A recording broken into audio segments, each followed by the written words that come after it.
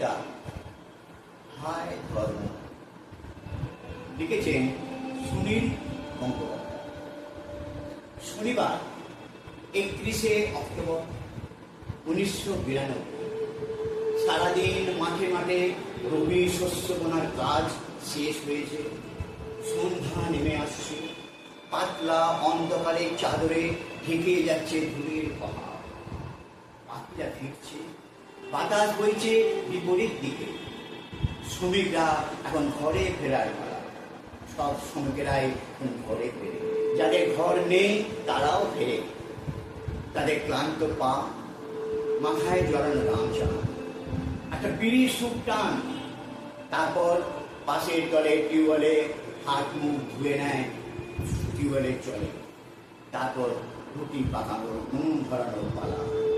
তাদের মধ্যে কয়েকজন রুটি পাকাবে, আর কয়েকজন রাত্রে ডাল আর ভেন্ডির সবজি, এবং আর কয়েকজন হয়তো বিশুরা না সাদা গলায় গান করবে। যারা গান গায় এবং যারা শোনে তাদের এক ঝলক মনে পড়ে যায় সেই সুদূর পূর্ণিয়া জেলায় ফেলে আসা তাদের গ্রামের বাড়ি, ঘরওয়ালি, বাল বাচ্চার মুখ। বর্তমানে ওরা পাঞ্জাবের ফারাটে চাষি, অন্যের জমিতে এক মৌসুমের টিকা শ্রমিক। সন্ধ্যেবেলাতে ওদের খাওয়া দাওয়া সব শেষ হয়ে যায়।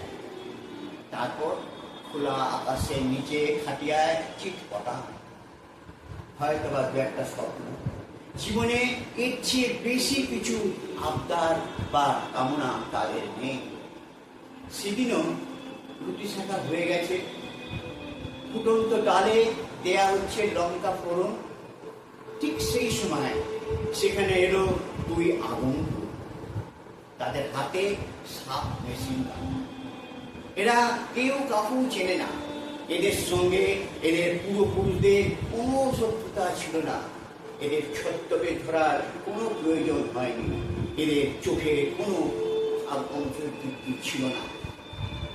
তবু এই দুই কাল্পনিক দেশপ্রেমিক ছেলে খেলার মতো চালিয়ে দিল মেশিন গান। বেরিয়ে এলো গুলি, একটার পর একটা, গুলির পর গুলি। উড়ে গেল ডালের তরকা, ছড়িয়ে পড়ল সমস্ত রুটি। ওরা জানলো না কেন ওরা মরছে। ওরা বুঝলই না মৃত্যুর রূপ কেমন। 25 জন ওখানে শেষ, বাকিদের ছিন্ন ভিন্ন হাত পা। তারপর ওই আততাই মনের মুখে পুঁগিয়ে জিপে চলে গেল। সেই সময় তুলসী গাছের দোঁয়ায় রামচন্দ্রের গুণগান করছিল যে শ্রমিকটি, তার কণ্ঠ একুর ওপর হয়ে গেল। অযোধ্যায় মসজিদ ভেঙে রাম মন্দির তৈরি করতে যারা উন্মুক্ত, তারাও কিন্তু কেউ এলো না এদের বাঁচাতে। আর রামচন্দ্র বাঁচালো না সেই শ্রমিককে। গুরু নানক, গুরুজি, তুমি চোখ চেয়ে দেখলে তোমাদের রক্ত পিপাসু ভক্তদের এই লীলা। কারণ ওরা যাওয়ার সময় তোমারই জয়ধ্বনি দিয়ে গেল। ওই শনিবারে জম্মু থেকে একটা বাস ছাড়ল সকাল 8:30। যাবে কাটুয়া। ঠান্ডা হাওয়া বইছে। বাসের মধ্যে বিশ্ব পরস্পর মায়েরা সামলাচ্ছে তার বাচ্চাদের। একজন কিশোরীর হাতে জিলিপি ঠোঙা। পাশে বসা তার পায়ের চোখে বিস্ময় বিস্ময় ভ্রন্ত বিস্ময়।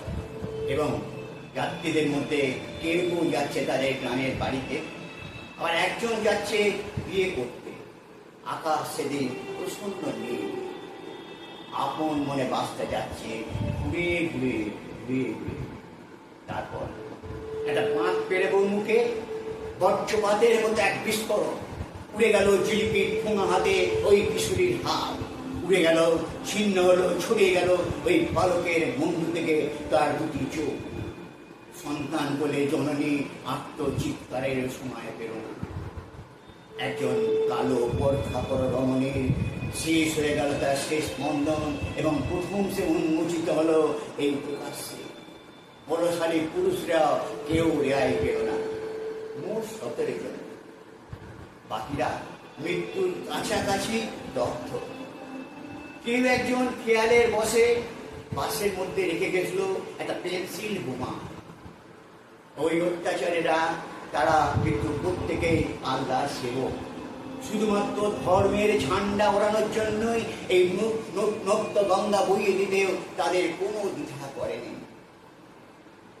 তার মধ্যে যারা মারা গেল তারাও কিন্তু সবাই আল্লাহর সন্তান। এর মধ্যে প্রতিদিন নামাজ পড়া দুইজন পৌর, তারাও তো নিস্তার পেল না। একজন মৌলবাদী সাহেবের ডান পা অদৃশ্য হয়ে গেল। হায় আল্লাহ, হায় খোদা তাআলা, হায় খোদা তাআলা, এই নিষ্ঠুর মনোরোগিয়া। ডেডলাইন সেই 31শে অক্টোবর। কোথায় গেল যে 5 জন আমেরিকান নান যারা আজীবন ব্রতচারিণী, যারা শরীর মন সঁপেছিল যিশুকে, যারা আত্মের সেবার জন্য দেশ ছেড়ে চলে এসেছিল এই সুদূর দেশে? কোথায় গেল তারা? না, হারিয়ে যায়নি। পাওয়া গেল 5টি শরীর। লাইবেরিয়ার যুদ্ধে দুপক্ষের গোলাগুলির মাঝে তাদের দেহ ফুলন্তিত বিরাগ্র রক্ত কাদায় মাখামাখি। হে পরম করুণাময় যিশু, তুমি রক্ষা করলে না তোমার এই ভক্তদের। তারপর বসনিয়া সাইবেরিয়ায় শুরু হয়েছিল গ্যাস যুদ্ধ। এরা পরস্পরের প্রতিবেশী, কিন্তু ধর্মভেদের জন্যই তাদের মনে এত ঘৃণা। পুরুষরাও এই ঘৃণা, এই ধর্ম বিশ্বাস করে না। তাছাড়া মধ্যপ্রদেশে আদিবাসীদের পুরী মানল যে পূর্ণ গর্ভী সেই হিন্দুরা, যারা বাড়িতে বসে শোক আওড়ায়। প্রতিটা মানুষের মধ্যে আছে নারায়ণ।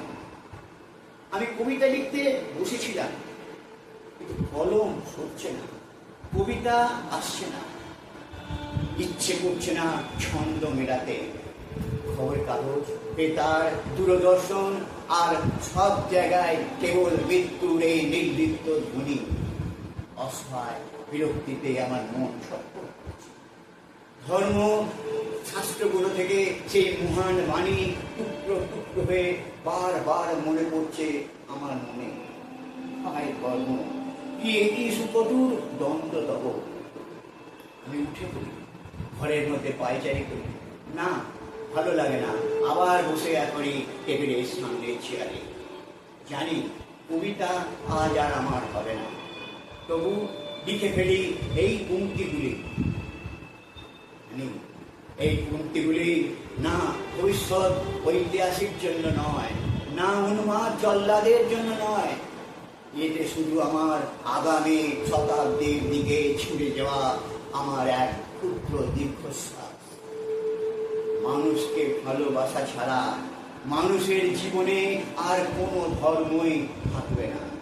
মানুষকে ভালোবাসা ছাড়া মানুষের আর কোনো ধর্মই থাকবে না।